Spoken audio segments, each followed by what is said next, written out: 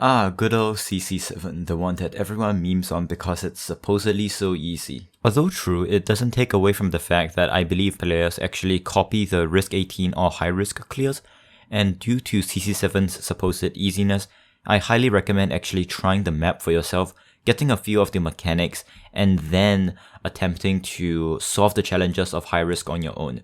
To that end, this video will exclusively focus on general strategies as opposed to information on which units do the best and /or which units counter this map the hardest. If you're here for the very basic information, I highly recommend checking out the CC7 prep sheet, which is ready and linked in the description below. It will contain clears for you to copy, a brief summary of the operators, as well as some very simple information on the map itself. The theme of CC7 is entirely based around the Who is Real event, with mechanics, map theme, and enemies carrying over. This CC also features a singular boss in the form of Free, the big dragon with a big shield. The interesting thing about this CC map is that nearly half of the enemies are spawning in the form of Smarties, which, if you recall, are units that explode, dealing massive AoE physical damage to enemies that surround them.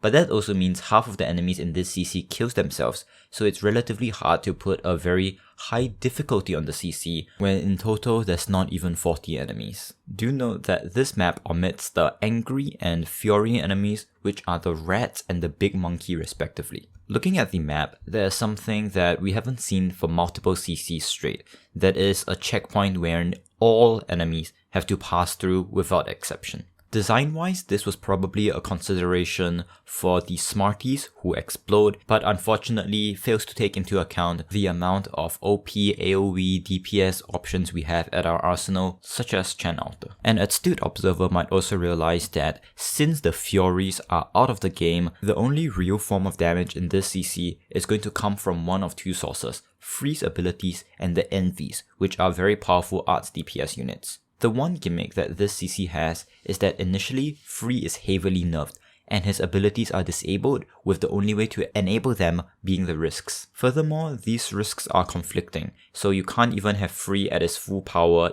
at max risk. We'll talk about the risks later, but let's now go over how the enemies appear in the map and which ones you might want to pay careful consideration to. Of course, at the start and throughout the map, there's a steady stream of 9 bities, which are your general trash opponents. Looking at the risks, even at max they wouldn't be that big of a threat, but this is similar across all CCs in general. The first real threat that spawns is Blindy from the top right corner.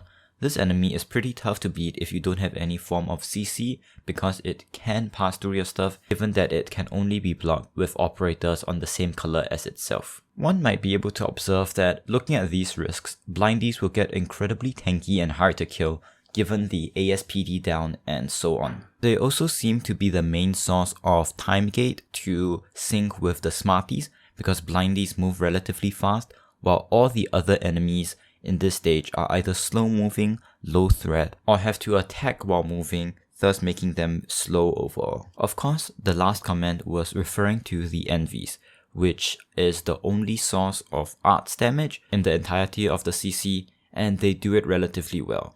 However, the main issue with them is that they're mostly single target, so, well, Nightingale just basically completely counters them with her cages and her skill 3, especially considering that they come towards the early stages of the map. It is worth to note, however, that again with these risks, Envy would seem to be an extremely tanky unit, and thus one would need to tank their arts for a bit of time, which might be difficult for the mid-20s to high 20s where one might be doing without Nightingale. And finally there's Free, who is debuffed from his normal form and can't use any abilities. Another thing to note is that one of Free risks, i.e. the first one, doesn't actually give him any attack at all, and this is a boss who is already nerfed from its regular form, so one might try for a stalling strategy that's not filled with unorthodox means such as sleep stalling, but rather just placing an operator there and letting them go face to face. Of course, the shield would be a major issue, but realize that Free doesn't actually have any ability to attack ranged units when blocked, and there's no enemies that come after Free, so one might want to stall him and have other units to back the staller up, causing the shield to never explode. This is of course only possible with the terrain mechanics in place, such that when an operator attacks an enemy of the same attribute, they lose 40% attack, which is not as bad in this CC compared to others due to the lack of attack down risks. The converse is also true. When an enemy attacks an operator of the same color, they lose 40% attack, and this is the mechanism that players can use to store free when taking his first risk. However, if one were to want to take the second risk of free, he gains 150% attack and also gains the attribute changing ability, which makes stalling him nigh impossible. Speaking of the free risks, let's look at the risk board and see how they interact with the units. We've already covered the first two in that the first branch of the free risks allows him to explode his shield more frequently, while the second branch gives him the ability to change the attributes of the target, which isn't prevalent in his normal form. Alongside free, Smarty also has 3-tiered 2-branch risks, however it doesn't seem like their risks do much. The first branch of the Smarty risks grants them 300% health and 50 res, which makes them incredibly tanky. However, recognize that they're actually allowed to explode most of the time, so does the tankiness really do anything? In a similar vein, the second branch of the Smarty risks grants them more attack, which doesn't matter if they're going to one-shot your operators anyways, and it grants them stealth, which again doesn't really matter because it doesn't stop their explosion from happening when they meet a Smarty of the opposite color. Next up, we have the generic tiered risks. One interesting thing to note that I've stated earlier is that this CC doesn't have the attack down for our own allies, so units such as Exusii would actually be fairly effective if the enemies had low defense. Starting with the ones that benefit the enemies, we have enemies HP, 3 tiers, enemies ASPD, 2 tiers, enemies attack, 2 tiers. In the miscellaneous risks category, there's also all enemies 40% ASPD tier 1, alongside all enemies plus 100 death plus 10 res in 1 tier. As regards to the ones that impact our allies, we have all allies ASPD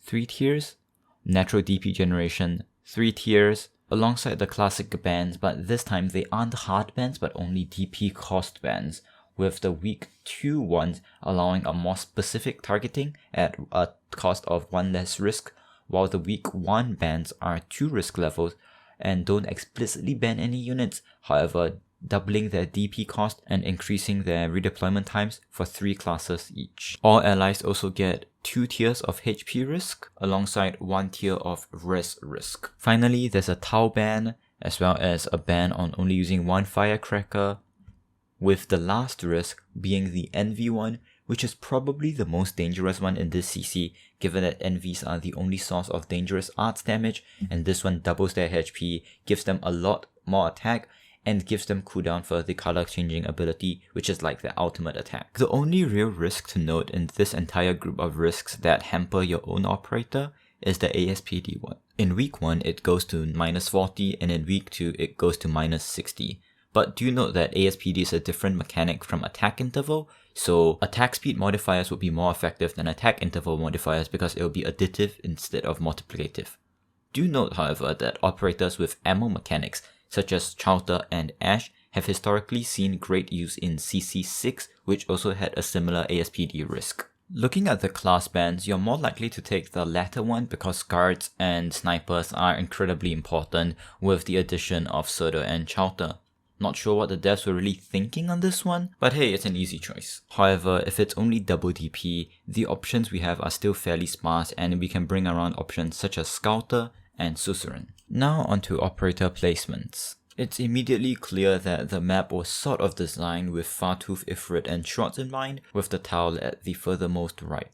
It allows you to snipe the Envies, which are the most dangerous enemies as they come in, alongside Free stopping him at the center. So Fartooth, Shrots and Ifrit are naturally good, but of course Fartooth manages to trump Shrots in this regard. However, Ifrit does have her res debuff going for her, and she might be one of the best units to use in conjunction with Surtr to shred the enemies or Free himself. It seems like these 2 tiles highlighted are also pretty good placements for Surtr because they allow her to get in the way of the blindies in case they come, while also hitting the slow moving Envies, Free, and potentially even facing towards the right to catch some of the blindies split boxed into the middle tile. It also can be noted that the force tiles cornering the center are pretty good Chalter tiles given that she has very great coverage using the tiles poking out from her skill 3, as well as the ability to manipulate the yin-yang tiles to gain the attack boost. In particular, the left side seems like a good place to set up your camp with Nightingale, Chalter, potentially a few flag bearers, or maybe even supporting DPS units like Ifrit safely out of the way. Spawn camping is also an idea that I think might work in the mid-20s, however it's up to see if anyone can extrapolate that to the high risks in the low 30s. With that, I don't have much else to say. Good luck in CC7, and may you achieve your desired risk level.